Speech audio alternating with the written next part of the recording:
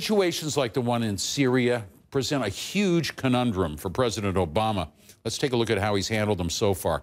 Joining me now to discuss this is Faisal Al Yafai. He's the chief columnist for The National. He's joining us out of Abu Dhabi.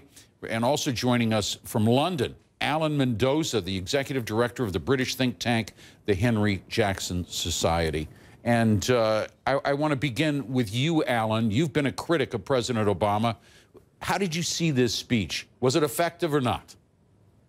Well, I think it was obviously defence of the policy we've seen, but it can't mask the fact that what we're watching is, on our watch, essentially, the dissipation of American power before our eyes. The president speaks of withdrawal. Essentially, he calls it leadership, but it is withdrawal from the world.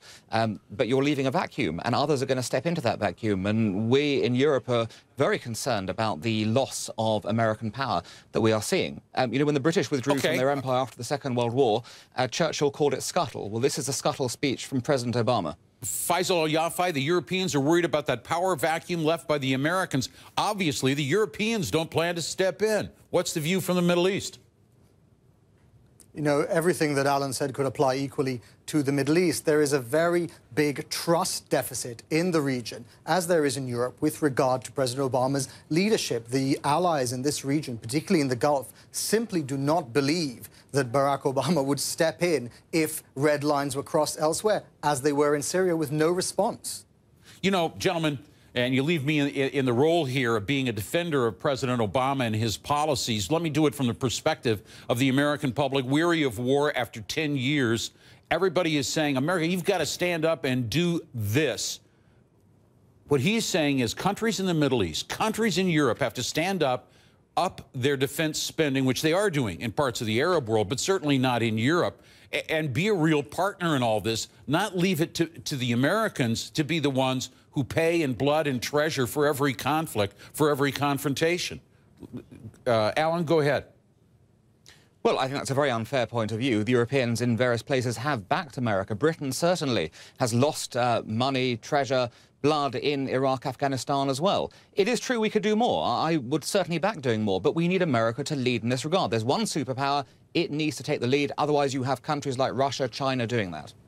Faisal, you know, you've had Gulf states, Qatar, you've had Saudi Arabia, you've had the UAE that have been trying to prop up the rebels in Syria.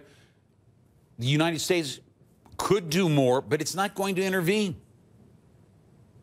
Well, bear in mind that it isn't just what America will do. It's that what they will not allow others to do. So, for example, when Ahmed Jarba, the leader of the Syrian opposition, was in Washington, he was asking for man-pads, and he was trying to get the Americans to either provide them or allow their allies in the region to provide them, because that is the only thing that can tip against the Assad army. This is a speech, let's be clear, that will be very well received in Damascus today. President Assad, sitting in the presidential palace waiting for the ballots to come in, which will doubtless return him to power for another 5 years, will be very pleased to hear that there is no response coming from the international community. When President Obama says a high threshold has to be met for military action, he's right. But a high threshold is 150,000 people slaughtered, cities destroyed, millions of people living in refugee camps and on the move. That is a high enough threshold.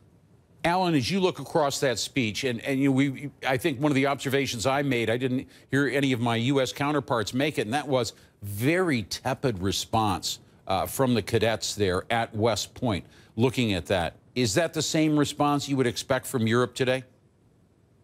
Absolutely. I think it's, as Faisal has said, if you set that high bar, you are sending a message around the world to dictators, to authoritarian states. You can act as you please. We will set red lines, we will cancel them, we will cross over. He can't, the president can't, on the one hand, say he's got the best hammer in the world and then tell the people who represent that best hammer that actually they're going to sit at home while the world plays out in wicked ways in front of them. That's why there was a tepid response, I feel. Faisal, President Obama, you know, he laid out there all of the different thresholds. He talked about those thresholds that Alan just mentioned, but he didn't set any priorities. He didn't set any, any specific area. He did announce, $5 billion to help fund counterterrorism operations with partners, whether it's in Libya, whether it's in Chad, whether it's in Nigeria, other places that might be confronting terrorist problems. Will that go over well? It will. Definitely with regard to the $5 billion, that will go over well, especially in this region where one of the biggest concerns the Gulf states have is, of course, Yemen. Yemen has a huge problem in the south with al-Qaeda emblem, the remnants of this ACAP, as they call it. And yes, the $5 billion will go a long way. I think Yemen is one of the countries he mentioned in the speech. So it isn't that there's nothing in the speech to applaud. It's just that I think expectations were that there would be something said about the single biggest problem that confronts this region today, and that is the Syrian civil war, and Obama had nothing to say about it. When Alan makes the point that he was talking about having a very powerful hammer, he spent most of the time, as Nick Payton Walsh said, being the philosopher-in-chief and reinterpreting what a nail is. We can all see what a nail is. A nail is a conflict which is burning out of control and will drag the entire region with it. That's a nail. Obama has the hammer, and it is time he used it. All right. Faisal Al Yafai and Alan Mendoza. Gentlemen, I want to thank you both. I don't know what the White House is going to think about your analysis, but I think it came from the heart. Appreciate it.